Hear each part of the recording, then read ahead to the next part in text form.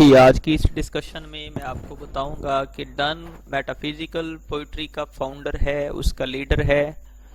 और doctor Johansson ने metaphysical poetry की टर्म को कॉइन आउट किया। और मेटाफिजिक्स और मेटाफिजिकल में फ़र्क क्या है। मेटाफिजिक्स एक क्लासिकल टर्म है, जबकि मेटाफिजिकल एक एलिस्पेथन जैकोबियन दौर की टर्म है। और इसके अलावा आज की इस डिस्कशन में मैं आपको बताऊंगा कि मेटाफिजिकल पोइट्री का जो मॉडल है वो कौन कौन सी पोइम्स हैं जिसमें मेटाफिजिकल पोइट्री की मुकम्मल फीचर्स पाई जाती हैं। और फिर इस सेशन में ये भी डिस्कस करूंगा कि टी.एस. एलियट ने किन बेसिस पे डन और इसके फॉलोअर को रिजेक्ट किया है। वो इनको मेटाफिजिकल पोइट मानने के लिए तैयार नहीं था। तो ये सारी बातें आज की इस डिस्कशन में मैं आप लोगों से शेयर करूंगा। Let's see.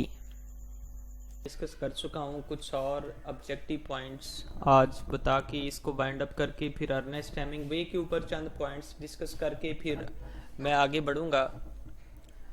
Term metaphysical poets, ये टर्म दरियाफत किसने की थी? ज़हन में रखिएगा, ये डन ने दरियाफत नहीं की थी। मेटाफिजिकल पोइट्स और पोइट्री की जो टर्म है सैमुअल जॉनसन ने, जिसका पेन नेम है डॉक्टर जॉनसन, उसने 17वीं सदी में इस टर्म को कॉइन आउट किया था। अपनी किताब लिखते हुए, उसकी किताब का टाइटल है lives of the most eminent English poets. उसके अंदर उसने जब अब्राहम कॉले का चैप्टर डील किया, उसकी बायोग्राफी को लिखा, तो पहली दफ़ा उसने ये मेटाफिजिकल पोइट्री की टर्म को दरियाफ्त किया था सैमुअल जॉनसन ने। ये नाम आपके सामने है। सैमुअल जॉनसन ने इसको फर्स्ट टाइम इन्वेंट किया था।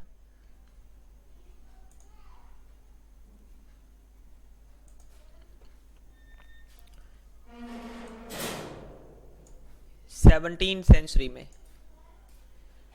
और इसकी बुक का नाम मैंने बताया है कि जब अपनी बुक लिख रहा था, lives of the most imminent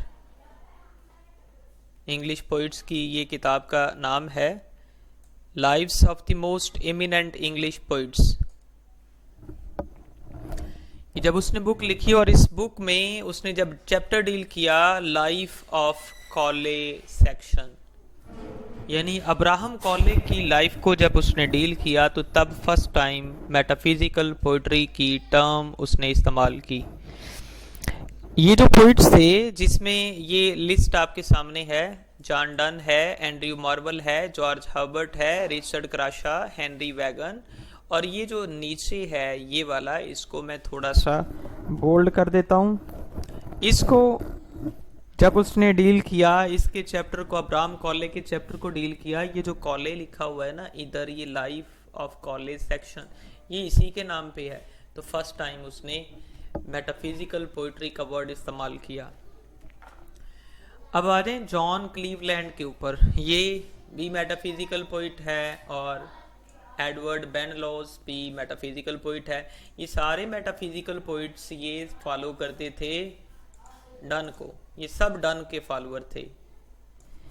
अब डन की जो मेटाफिजिकल पोइट्री को समझने के लिए एक तो फीचर्स का आपको पता होना चाहिए। सैमुअल जॉनसन ने इनकी मौत के बाद जाके इनको क्लासिफाई किया है मेटाफिजिकल पोइट्स के अंदर। उसकी क्लास बनाई और उसने इन सब को पोइट्स को पढ़ा और देखा। इसने तकरीबन यहाँ पे 52 पोइट्स को डील किया अपनी इस किताब के अंदर, lives of the most eminent English poets. ये किताब के अंदर उसने 52 पोइट्स की बायोग्राफी को डील किया। ये सारे, जैसे हेनरी वैगन है, ये उसकी पिक्चर आपके सामने है, रिचर्ड क्रॉशा, ये भी मेटाफिजिकल पोइट है, एंड्रयू मार्वल, जॉर्ज हर्बर्ट, इनकी डेट्स ऑफ बर्थ भी आपके सामने है। अब ये मेटाफिजिकल पोइट्री जब डॉक्टर जॉनसन पढ़ रहा था, तो उसने देखा कि इन्होंने बड़े एग्जैजरेशन इस्तेमाल की है, एग्जैजरेटेड इमेजरी इस्तेमाल की है, use of scientific literary jargon और इमेजरी। जार्गन एक डायलेक्ट है, इन्होंने बड़े बड़े जार्गन इस्तेमाल किए और बड़े बड़े इमेजेस, बड़ी दूर दूर से इमेजेस, जैसे कि कंसीट को डिफाइन किया जाता है, far-fetched idea, use of metaphysical conceits, use of paradoxes and puns, पिछले लेक्चर्स में मैंने इनके ऊपर बताया, diversity of topics, range from romantic. और हाँ, मेटाफिजिकल पोइट्री को समझने के लिए एक तो आपको जॉर्ज हर्बर्ट की, एक तो आपको एंड्रयू मार्वल की ये पोइम आपको रीड करनी चाहिए, टू हिज कॉय मिस्ट्रेस, और एक आपको टू हिज कॉय मिस्ट्रेस के अंदर क्या है, ये सिडक्टिव पोइम है। इसमें वो अपनी मिस्ट्रेस जो बड़ी शर्मा रही थी, कॉय मीन टू से शाय, शर्माना, तो जब उसकी जो अपनी मिस्ट्रेस उसकी बड़ी शर्मा रही थी, while loving and while touching she was feeling shy over there, so at this time poet is of the view that they should love each other openly without any restriction, without any hesitation, because life we avail for one time. So after wasting this time when there would be no opportunity and they will die, they are not able to have love and fun. बरल मुख्तसर सा इस poem का तारफ ये कि इस poem में वो उसको माइल करने की कोशिश करता है, इस पोइम में उसको माइल करने की कोशिश करता है लव की तरफ। तो ये एक सेडक्टिव पोइम है इन विच he tries to seduce his beloved toward love and physical relation। तो इस पोइम के अंदर जिस अंदाज से उसको अपनी तरफ माइल करता है, ये अंदाज बड़ा मेटाफिजिकल वे है। मेटाफिजिकलिटी को समझने के लिए हमें टू हिज कॉय मिस्ट्रेस पे इसको रीड करना होगा। और एक डन की पोइम है जिसका नाम है द फ्ली। फ्ली कहते हैं सकिंग इंसेक्ट को, फ्ली कहते हैं। और एक और चीज ध्यान में रखिएगा कि एक होता है वर्ड मेटाफिजिक्स, एक होता है मेटाफिजिकल। जो मेटाफिजिक्स है, यहाँ पे आपने कंफ्यूज नहीं होना, इसका जो फादर है उसका नाम परमेनिडस है। परमेनिडस फादर ऑफ मेटाफिजिक्स। मेटाफिजिक्स क्या है? ये एक ऐसी ब्रांच थी क्लासिकल दौर में, प्लेटो सोक्रात के दौर में, ये ऐसी क्लासिकल दौर की एक ब्रांच थी जिसमें रियलिटी फिलॉसफी को स्टडी किया जाता है। ये वर्ड दो, एक पहला और एक लास्ट वाला वर्ड जिस लाइन को मैं अंडरलाइन कर रहा हूँ, इन पे गौर करें। यहाँ पे ये वर्ड शुरू कहाँ से हो रहा है? फिलॉसफी। एंड कहाँ पे हो रहा है? रियलिटी। सो मेटाफिजिक्स ये ऐसा नॉलेज था, ये ऐसी ब्रांच थी, फिलॉसफी की ब्रांच थी जिसमें रियलिटी ऑफ नेचर को स्टडी किया जाता और इसमें अल्लाह के वजूद के ऊपर भी डिस्कशन होती। ये बड़ा ऐसे समझ लें कि बड़ा पहुंचा हुआ नॉलेज, बड़े पहुंचे हुए पोइट थे और बहुत आला फिलॉसफी थी मेटाफिजिक्स की। इसी वजह से तो मेटाफिजिक्स का वर्ड यहाँ से मेटाफिजिकल का वर्ड निकाल के टी.एस. एलियट ने पसंद ही नहीं किया। डन को और डन के सारे ग्रुप को वो मेटाफिजिकल पॉइंट मानने के लिए तैयार नहीं था, क्योंकि इन्होंने तो कोई गॉड के एग्जिस्टेंस के ऊपर, इन्होंने तो कोई ऐसा फलसफा नहीं रियलिटी का छेड़ा था, बल्कि तो डन ने तो बड़ी लव पोइट्री, बड़ी कॉक्सकॉम नेचर, बड़ी वेरिएबल अप्रोच और बड़ा फ्लर्ट और बड़ी सिनिसिज्म और बड़ी प्लेटोनिक लव, एलिस्पेथन लव और पीटरसन लव थीरीज अप्लाई करके उसने लव पोइट्री लिखी है, जिसके अंदर रियलिटी नाम की तो चीज़ हमें नज़र ही नहीं आती। वो तो अपने पर्सनल एक्सपीरियंस के अकॉर्डिंगली ही सब कुछ डील करता है। अगर ट्विकनम गार्डन में जाता है तो वहाँ पे वो अपना ही एक्सपीरियंस लेके जाता है। वो सैड था, वहाँ पे जाके नेचर को उसने लहराते हुए देखा, झूमते हुए देखा, तो नेचर को गालियाँ देता है कि तुम झूम रहे हो, मेरा मजाक उड़ा रहे हो, मेरी बिलव्ड ने मुझे धोखा दिया है। तो मतलब यहाँ पे तो ड्रीम के अंदर, लीक के अंदर, सनराइजिंग के अंदर, go and catch a falling star के अंदर, कुडमारो के अंदर, आपको यहाँ पे तो कोई गॉड एग्जिस्टेंस की बात मिलती नहीं है। यहाँ पे तो कोई ऐसी नेचर ऑफ रियलिटी की बात ही नहीं है। लिहाजा ये मेटाफिजिकल पॉइंट कैसे हो गया? ये क्रिटिकल एक एतराज था टी.एस. एलियट का। T S. Eliot does not exceed that Donne is a metaphysical point. तो जब डन ही जो फाउंडर भी था मेटाफिजिकल पोइट्री का, जो लीडर भी था मेटाफिजिकल पोइट्री का, उसको मानने के लिए वो तैयार नहीं है, तो उसके बाकी टोले को तो मानने के लिए बिल्कुल भी तैयार नहीं था टी.एस. एलियट। टी.एस. एलियट ने अपने क्रिटिकल डिस्कशन करते हुए अपनी क्रिटिसिज्म के अंदर उसने डन के ऊपर द मेटाफिजिकल पोइट्स का चैप्टर बांधा, पूरा ऐसे लिखा है उसने जिसमें मेटाफिजिकल पोइट्स के खिलाफ था, मतलब डन के टोले के खिलाफ था। इसके अलावा मैं इसके साथ ही टीएस एलियट का एक और बड़ा हाँ एक और पॉइंट ये है कि वो इसको इस वजह से भी पसंद नहीं करता, कहता है कि इन्होंने तो खिचड़ी पका के रख दी है, किस चीज की, थॉट और इमेजिनेशन को मिक्स किया है, फीलिंग और लॉजिक को मिक्स किया है, आर्गुमेंट्स और इमेजिनेशन, फीलिंग, इमोशंस को मिक्स करके रख दिया इन्होंने। तो because of this mixture T S Eliot does not like metaphysical poets. This is actually I am talking about the group of Donne के ग्रुप को पसंद नहीं करता क्योंकि उन्होंने थॉट और फीलिंग को मिक्स करके रख दिया था। एक ये था, और दूसरा मैंने पहले भी शेयर किया था, इनके सिनिकल एटीट्यूड की वजह से, इनकी रोमांटिक नेचर की वजह से, इनकी सेक्सुअल सपोर्ट की वजह से, और ये कभी पिटोरसन लव को सपोर्ट कर रहे हैं, कभी एलिस्पेथन लव को सपोर्ट कर रहे हैं, कभी स्पिरिचुअल लव को सपोर्ट कर रहा था डन, कभी प्लेटोनिक लव जिसको साउल टू साउल लव करते हैं, कभी उसको सपोर्ट कर रहा था। इस वजह से टीएस एलियट की सारी क्रिटिसिज्म डन के खिलाफ है। और इसके साथ ही एक और लिंक कर दूं, टीएस एलियट ने हैमलेट शेक्सपियर को भी क्रिटिसाइज किया। उसने कहा कि हैमलेट का जो आर्टिस्टिक स्ट्रक्चर है वो फेल है। उसके ऊपर सवाल आता है artistic failure in Hamlet by TS Eliot discuss. बहरहाल वो इसके साथ ही मैंने पॉइंट शेयर किया है। पर इधर आ जाए वापस, मेटाफिजिकल पॉइंट, जो मेटाफिजिक्स है ये नाउन है और मेटाफिजिकल का वर्ड है एडजेक्टिव है। और ध्यान में रखिएगा, अगर फादर ऑफ मेटाफिजिक्स पूछ लिया तो फिर आपने मेटाफिजिक्स, ये क्लासिकल दौर वाली मेटाफिजिक्स है, ये ब्रांच ऑफ फिलॉसफी है जिसमें nature of reality, existence of God and relation of man to God, ये सारी चीजें उसमें डिस्कस की जा रही थी। और ये बड़ा आला, बहुत आला फिलॉसफी थी ये। लिहाजा इसका फादर पार्मेनिडस है। तो पार्मेनिडस को आपने मेमोराइज रखना है। आपने नीचे वो डन लिखेगा, कंफ्यूज बच्चे हो जाते हैं और डन को जाके मार्क कर देते हैं, जबकि आपने इसी को मार्क करना है। अच्छा जी, अब हम फर्दर कुछ ये देखें। Metaphysics is a sentence, in a sentence, ये नाउन है, ये वर्ड ये नाउन है। और मेटाफिजिकल वो तो एडजेक्टिव है। तो मेटाफिजिक्स का जो फाउंडर है, जो इसका फादर है, वो पार्मेनिडस है।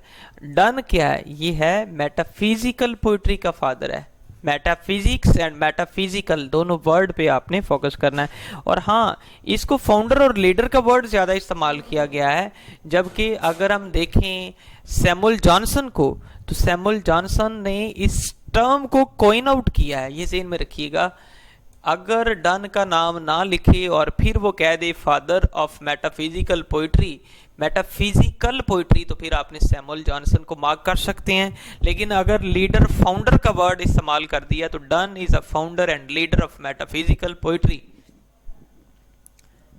इन चीजों को आपने ज़हन में रखना है। ये बहुत इंपॉर्टेंट एमसीक्यूज के पॉइंट्स हैं जो मैं आपसे शेयर कर रहा हूं। ये पॉइंट्स कुछ रहते थे, इसलिए मैंने मुनासिब समझा है कि इनको साथ आप ऐड कर लें। इसमें 4 बातें बहुत इंपॉर्टेंट हैं। एक तो पॉइंट एमसीक्यूज का, मेटाफिजिक्स का फादर कौन है? सैमुअल जॉनसन ने मेटाफिजिकल टर्म को कॉइन आउट किया और इसकी बुक का नाम lives of the most eminent poets. इसमें कॉले, अब्राहम कॉले की चैप्टर को डील करते हुए उसने ये मेटाफिजिकल पोइट्री का वर्ड फर्स्ट टाइम इस्तेमाल किया था। और जितने भी मेटाफिजिकल ग्रुप है पोइट्स का, ये सारे पोस्थ्यूमसली फेमस हुए हैं। इनके सारे वर्क को इनकी मौत के बाद पब्लिश किया गया और बाद में जाके इनको क्लासिफाई किया गया। अपनी जिंदगी में तो इनको पता ही नहीं था।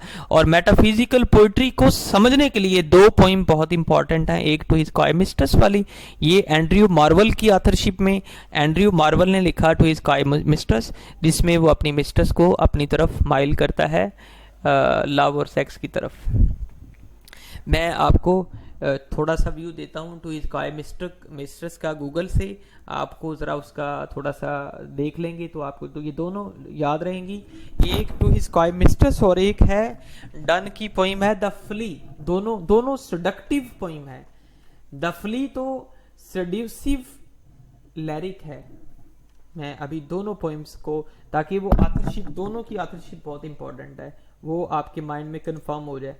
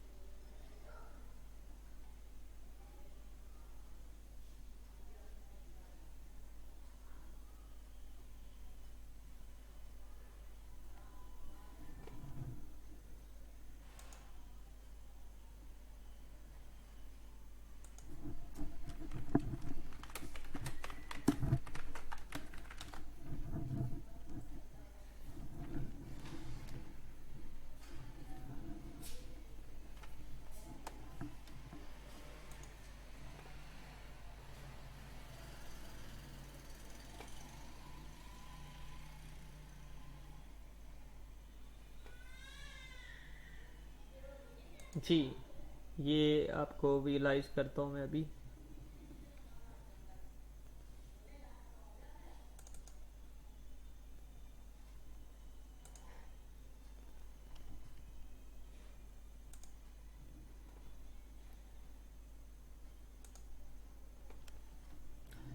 ये देखें, to his coy mistress is a Cavalier poem written by English author and politician Andrew Marvell, either during or just before the English interregnum. It was published posthumously in 1681. इसकी डेथ के बाद 1678 में इसकी डेथ हुई है Andrew Marvell की, और इसको भी पोस्थ्यूमसली पब्लिश किया गया इसकी डेथ के तीसरे साल बाद। और हाँ, जैसे कि मैं पहले बता चुका हूँ कि इस पोइम के अंदर उसने, स्पीकर ने अपनी मिस्ट्रेस को एड्रेस किया है। The speaker of the poem, ये बूढ़ा था जो स्पीकर इसका, starts by addressing a woman who has been slow to respond to his romantic advances. In the first stanza, he describes how he would pay court to her if he were to be unencumbered by the constraints of a normal lifespan. परल shortly जब इसने उसको अपनी तरफ mile करने की कोशिश की कि ज़िंदगी एक दफ़ा मिलती है, उसके बाद मौत के बाद, मरने के बाद तो हम ये सब कुछ परफॉर्म नहीं कर सकते। So they should love because later on they will not be able to avail the time. Had we but word enough and time, this coyness lady were no crime seems to suggest quite a whimsical tone of regret. In the second part of the poem, there is a sudden transition into imagery that involves graves, marble vaults and worms. तो उसने उसको फिर मौत की तरफ उसने याद करवाया कि जब मरने के बाद तो ये सब कुछ तो बिल्कुल पॉसिबल नहीं है, so they have time at this time, they should enjoy their life right now. तो ये है उसकी एक पोइम एंड्रयू मार्वल की टू हिज कॉय मिस्ट्रेस, जो एक कंप्लीट एग्जांपल है, एक कंप्लीट एग्जांपल है इसकी मेटाफिजिकल पोइट्री की। और दूसरी poem to his coy mistress, ये साथ ही कुछ विकिपीडिया पे अर्नेस्ट हेमिंगवे के उसका एक नावल है अ फेयरवेल टू आर्म्स, इस सरगोदा वालों ने तो पढ़ा है, लेकिन पंजाब यूनिवर्सिटी वालों ने for whom the bell tolls पढ़ा है। चले हम डायरेक्ट जाते हैं टू द फ्ली की तरफ, flea by John Donne. Metaphysical poetry को समझने के लिए ये दो पोइम्स अगर पढ़ ली जाएं और इनके आइडिया को देख लिया जाए तो मेरा ख्याल है कि मेटाफिजिकल पोइट्री के सारे फीचर सीधे हो जाएंगे कि मेटाफिजिकल पोइट्री कहते किसको हैं, जिसके अंदर ऑक्सीमैरन इस्तेमाल किए जाएं, जिसके अंदर पैराडॉक्सिस इस्तेमाल किए जाएं, पन इस्तेमाल किया जाए, एग्जैजरेटेड इमेजरी इस्तेमाल की जाए, कंसीट इस्तेमाल किए जाएं। तो ये इतना सा इसका रीड कर लेते हैं। The flea is an erotic metaphysical poem bye John done. उसमें ये जो सामने आपको ये जो पिस्सू सा नजर आ रहा है ना, फ्ली एक सकिंग इंसेक्ट है जो ब्लड को सक करता है, वो काटा इसके बिलव्ड को, फिर वही फ्ली काटा डन को। इसकी जो बिलव्ड थी वो उसको मारने के लिए उसकी तरफ बढ़ी और उसको मारने लगी, किसको, फ्ली को, और इसने उसको पकड़ लिया अपनी बिलव्ड को कि इसको ना मारो, because this flea is supporting their love, because this insect has sucked the blood of his beloved and later on of done, so both's blood mixed up into the belly of that flea, and he was claiming in front of his beloved that they have committed intercourse and sex over there into the belly of this insect because their blood has been mixed over there. So this was a quite new idea, this was a new comparison he was quoting over there. So because of this new comparison and idea, it's a metaphysical poem, क्योंकि metaphysical poetry के अंदर comparison होते हैं, इस तरह के बिल्कुल inventive किस्म के कंपैरिजन, जैसा कभी कंपैरिजन किसी ने पहले ना किया हो ना सोचा हो। ये इसको देखें जरा, What happens to the flea at the end of the flea? जब पोइम के एंड पे क्या होता है देखें, As his beloved moves to kill the flea, the speaker stays her hand, उसने पकड़ लिया उसका हाथ, asking her to spare the 3 lives in the flea। उसने कहा ये जो फ्ली है ना, इसने 3 जिंदगियों को संभाला है, 3 lives, like a pregnant woman is holding 3 lives, one life of herself, life of her partner and life of a newcomer, same like he was claiming that this flea has spared the 3 lives। एक ये लिखे देखें लिखा हुआ है his life, her life and the flea's own life, so that's why ये logic देखें उसका, this is argumentation। तो जो साइंटिफिक इंटेलेक्चुअल पोइट होते हैं वो आर्गुमेंटेशन दे रहे होते हैं, जस्टिफाई कर रहा है उसको कि ये फ्ली को ना मारो, इसको मारने से तीनों की जान जाएगी। He says that his lover replies that neither of them is less noble for having killed the flee.